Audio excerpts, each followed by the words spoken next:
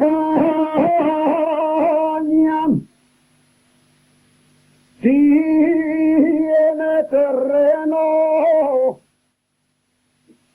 que no lo tiene ni Cuba.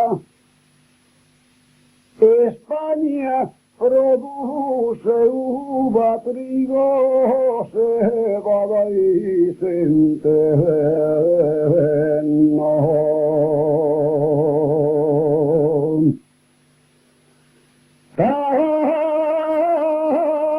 Tabacos no lo tenemos, porque hembras no lo vean.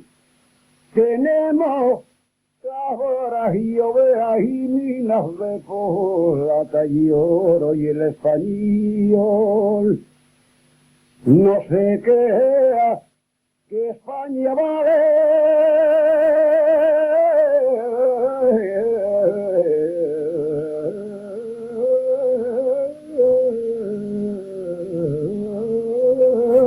un tesoro.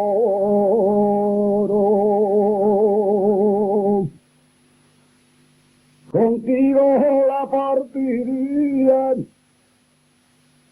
si tuviera una naranja.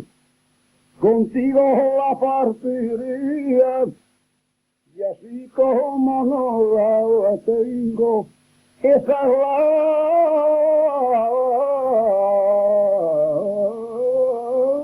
pelican.